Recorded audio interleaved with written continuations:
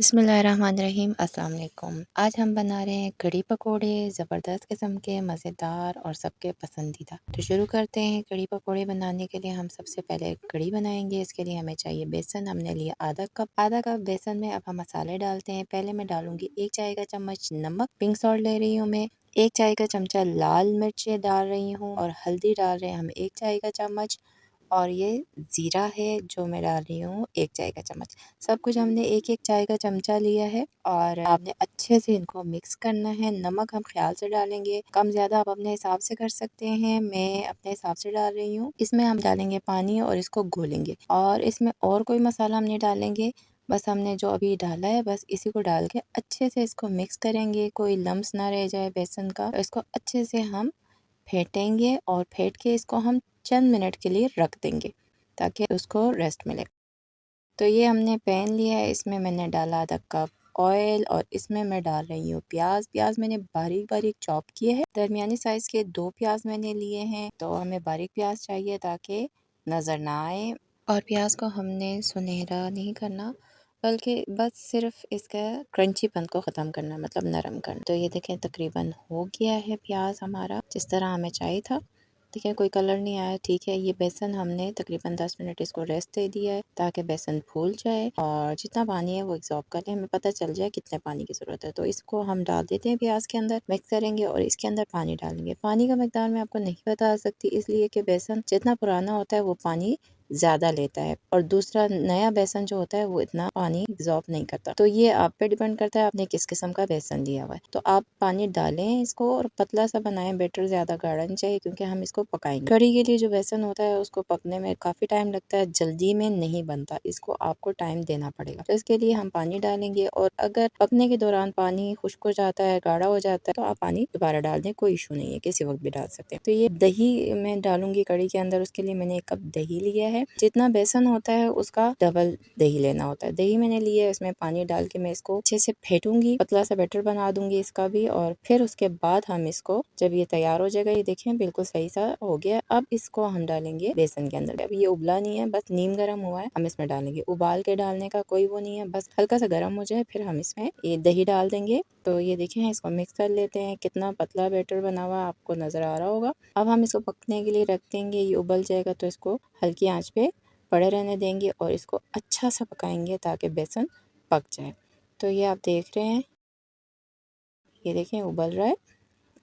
तो कलर भी आप चेक कर सकते हैं, जो हमने सिर्फ इसमें मिर्चें और हल्दी डाली है तो उसी का कलर है और कुछ हमने नहीं डाले। ये देखें कितना पतला है, बस इतना हमें चाहिए। इसको हम पकाते रहेंगे और हल्की आंच पे इसको पड़े रहने देंगे। तो जब तक ये पकता है हम बनाते हैं पकोड़े। पकोड़ों के लिए मैं लूँगी 1 कप बेसन, आधा कप मैंने अभी डाला है, बाद में आधा कप डालूँगी। ये धनिया है कूटा हुआ, धनिया आप नॉर्मल लेके उसको कूट लें। और ये ज़ीरा है, ज़ीरा को भी हमने कूट लिया है। धनिया मैंने 1 खाने का चम्मच डाला है, ज़ीरा भी 1 खाने का चम्मच डालूँगी। और ये कुटी हुई मिर्चें हैं, ये 1 चाय का चमचा है। अगर आपको ज़्यादा पसंद है स्पाइसी तो आप 1 चम्मच डाल सकते हैं।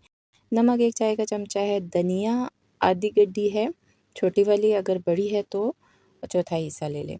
ये हरी मिर्चें हैं 2 से 3 अदद दरमियाने साइज़ की। अगर आपको स्पाइसी ज़्यादा पसंद है तो आप ज़्यादा भी कर सकते हैं, कोई इशू नहीं है। इनको हम अच्छे से मिक्स करेंगे और इसको घोलेंगे। इसमें हम कोई सोडा, कोई बेकिंग पाउडर नहीं डाल रहे हैं और ना हम डालेंगे। इससे पकोड़े लोग कहते हैं नरम बन जाता है, ऐसा कुछ भी नहीं होता है। प्याज मैंने लिया दरमियानी साइज़ के 2 अदद, तो ये भी हम इसमें मिक्स कर लेते हैं। और बग़ैर सोडे और बग़ैर बेकिंग पाउडर के हम नरम सा बिल्कुल बनाएंगे पकोड़े अच्छे से आपके सामने। ये आधा कप मैंने फिर डाल दिया, आधा कप पहले डाला था, आधा कप बाद में डाल दिया। 1 कप बेसन का हम पकोड़े बना रहे हैं तो इसको पानी डाल के अच्छा सा बैटर बना देंगे बेसन का। ये देखें थोड़ा थोड़ा करके डालेंगे, ज़्यादा एक साथ नहीं डालेंगे, कभी ज़्यादा हो जाए। तो ये देखें अच्छा सा हमने बना दिया है पकौड़ों का बेसन। इसको भी हम रेस्ट दे देंगे तकरीबन 10 से 15 मिनट के लिए ताकि बेसन अच्छे से फूल जाए और पकोड़े सेट हो जाए। जी, ऑयल मैंने चढ़ाया, ऑयल गर्म हो गया है, इसमें हम फ्राई करेंगे। तकरीबन 15 मिनट का मैंने पकोड़े के बेसन को रेस्ट दिया है। रेस्ट के बाद अब मैं इसमें पकोड़े डालूंगी ऑयल के अंदर और इसको नॉर्मल पकोड़ों की तरह फ्राई करूंगी। और बेहतरीन से पकोड़े जब तैयार हो जाएंगे तो जो हमारी कढ़ी है उसमें हम डाल देंगे। तो ये अब हम इसको अच्छे से फ्राई कर देते हैं पकोड़ों को। ये देखें पकोड़े अब रेडी है, कलर आ गया है इसका तो अब ये रेडी है, इसको हम निकाल देते हैं। सारे पकोड़े इसी तरह फ्राई कर लेंगे जितना हमने बनाया है उस हिसाब से। अगर आपको पकोड़े ऐसे भी खाना है तो आप थोड़ा एक्स्ट्रा बना दीजिएगा। तो ये देखें, अब ये ठीक है, इतना हमें चाहिए था। बिल्कुल गाढ़ा नहीं करना, अगर बिल्कुल गाढ़ा किया तो फिर बेसन जो है वो कढ़ी को कभी भी एब्ज़ॉर्ब नहीं करते। तो ये देखें, जितने पकोड़े मैंने बनाए थे मैंने इसमें डाल दिए हैं। इसको मैं मिक्स करूँगी और ये देखें बेहतरीन सा है। आप कहेंगे कि अभी ये इतना गाढ़ा नहीं हुआ, ये बिल्कुल सही है, इतना ही हमने रखना है। इतने में डालेंगे तो ये पानी जो कढ़ी के अंदर एक्स्ट्रा पानी है वो पकोड़े चूस लेगा और फिर सेट हो जाएगा गाढ़ापन। ये हम अब तड़के के लिए तैयारी करते हैं। पैन में मैंने ऑयल लिया है और उसमें मैं 5 से 6 अदद लाल गोल मिर्चें डाल रही हूँ। तो हमने ऑयल तड़के के लिए खुल के लेना है, कंजूसी से नहीं लेना। और उसके बाद थोड़े से मैं डालूँगी कड़ी पत्ते। तो कड़ी की जान है इसमें, कड़ी पत्ते मैंने लिए हैं तकरीबन 2 डंडी।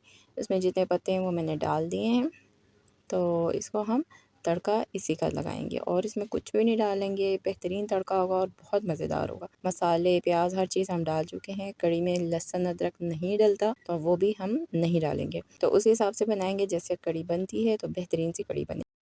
हम जब तक इसको फ्राई करेंगे जब तक कि पत्तों से कड़-कड़ की आवाज़ आना बंद ना हो जाए। ये तैयार हो गया। अब हम इसको थोड़ा-थोड़ा करके डालेंगे, एक साथ नहीं डालेंगे। थोड़ा-थोड़ा करके कढ़ी के अंदर मिक्स करेंगे और बेहतरीन किस्म का हमारा कढ़ी तकरीबन रेडी है। इसको डालने के बाद हम अपना ढक के 5 से 10 मिनट के लिए इसको हल्की आंच पे दम पे रखेंगे। 5 से 10 मिनट गुज़र चुके हैं और ये बेहतरीन सा खुशबूदार मज़ेदार कढ़ी जो है वो रेडी है। देखें कितना ज़बरदस्त लग रहा है और ये बिल्कुल तैयार है।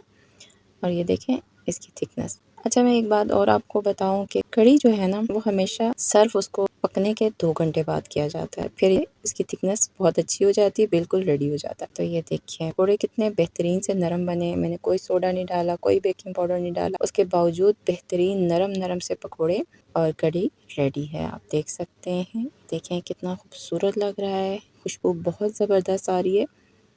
मसाले हमने बहुत कम यूज़ किए हैं लेकिन कढ़ी परफेक्ट बनी है। तो ये देखिए बेहतरीन सी कढ़ी रेडी है। उम्मीद करती हूँ आपको मेरी आज की ये रेसिपी पसंद आई होगी। अगर आपको मेरी रेसिपी पसंद आई है तो इसे लाइक करें, वीडियो को ज़्यादा से ज़्यादा शेयर करें और अभी तक अगर आपने मेरे चैनल को सब्सक्राइब नहीं किया तो उसे सब्सक्राइब करें, बेल आइकन के बटन को दबाएं ताकि मेरे आने वाले तमाम वीडियोस आपको सबसे पहले मिले। तो मिलते हैं नेक्स्ट किसी और वीडियो के साथ। अल्लाह हाफ़िज़।